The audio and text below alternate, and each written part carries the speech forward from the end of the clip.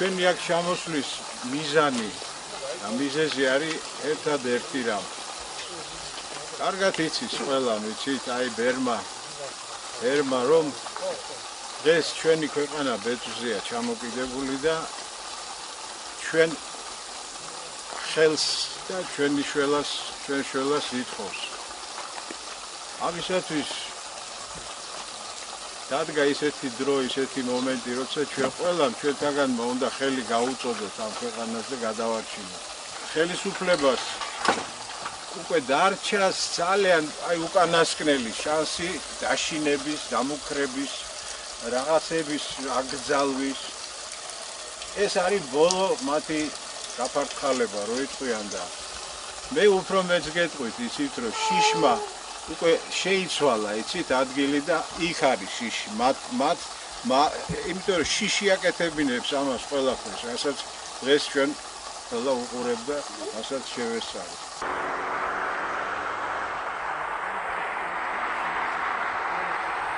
პრობლემა გაქვთ რა არის რისი გაკეთება გინდათ რა გინდათ რომ ის ამ სოფლისთვის თქვენთვის პირადად თქვენი ოჯახისთვის ხო თქვენთვის ხო მოგმართეთ ქართულ ოცნებას და თქვენ ახევაში აი ამათ როგორც შევცვლით მე გაძლევთ პირობას რომ ერთ-ერთი პირველი იქნებით ვისაც მე აი თქვენ დაგეხმარებთ ნება მომეცი რომ გადაგიხდით შენი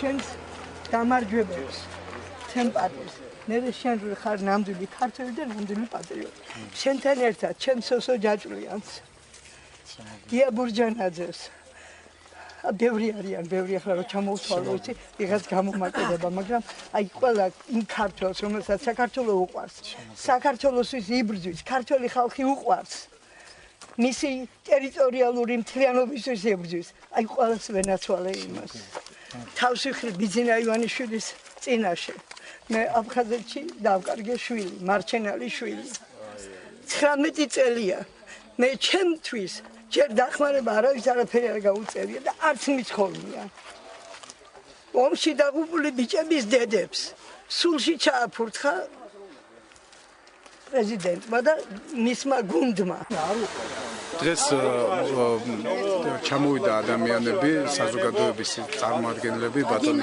ამირან ებრალიძე დღეს აი ჩემს გვერდზე არის ბატონი სოსო ებრალიძე რომელმაც თავის ცხოვრებით საზოგადოების წარმოადგენლები არიან რომლებიც ასე ვთქვათ სხვა 4 ჯგუფია დღეს ჩამოსული თელს რაიონში ასე ვთქვათ მოძრაობენ და ხალხს ხდებიან იმისათვის რომ ყველას ანახონ რომ ბატონ ბიძინა ივანიშვილს არა მარტო მისი ასე ვთქვათ წარმოადგენელი ლუკა კურტანიძე ან სხვა წარმოადგენელი არამედ მთელი საზოგადოება უდგას გვერდში და მოსახლეობას აძლიერებს იმით რომ ბატონ ბიძინა ივანიშვილს სრულიად საქართველოს უჭერს ხალხს დღეს საოცრად ბედნიერი დღეა ჯერ ერთი მარიამობის მადლი პარავდეს ყველას დღეს ძალიან საინტერესო შეხვედრები გქონდა ჩვენ რამოდენიმე სოფელში და ისეთ რამ აქვს განცდა მაქვს ძალიან ამაღლებული იმიტომ რომ ხალხის თვალებში დავინახე ის იმედი რაც მოაქვს ქართულ ოცნებას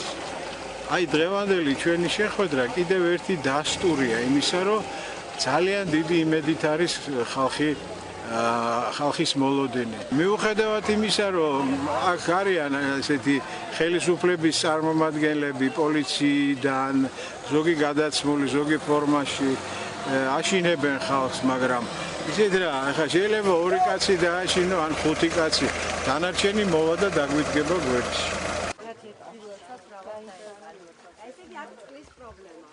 გაგეცნობით ახლა პირველი სააკაშვილმა, რომლის სახელის ხსენება მე არასოდეს აღარ მინდოდა, იმიტომ რომ ის ჩემი პრეზიდენტი პირადად არ არის და ხმამაღლა ვამბობდი და ვამბობ ამას, ყველაფერი გააკეთა იმისთვის, რომ შექმნილიყო ფენა, რომელთა ოცნება, მთავარი ოცნება არის ის, რომ რამენაირად მაღალი ქულები დააგროვოს და სიღარიბის პროგრამაში მოხდეს. ყველგან არის, აი ახლა აქ უფრო უშიშრად არიან, შემიძლია თქვა და აი შიდა ქართლი იყო, იქ მე შეურაცხყოფას არ მივაყენებ იმ ხალხს, მაგრამ ადგილობრივმა თქვა და მე გავიმეორებ.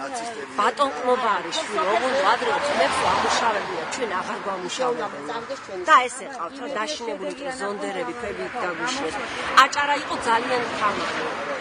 იმერეთიც იქ, იმიტომ რომ ახლა პოლიციელები არის იმერეთის როგორც ჩანს რაღაცა კარგად იქცევიან პოლიციელები იქ და არ გზღუდავდნენ იმერეთის სხვა შემთხვევაში არის ხოლმე შეზღუდვები პოლიციის მხრიდან.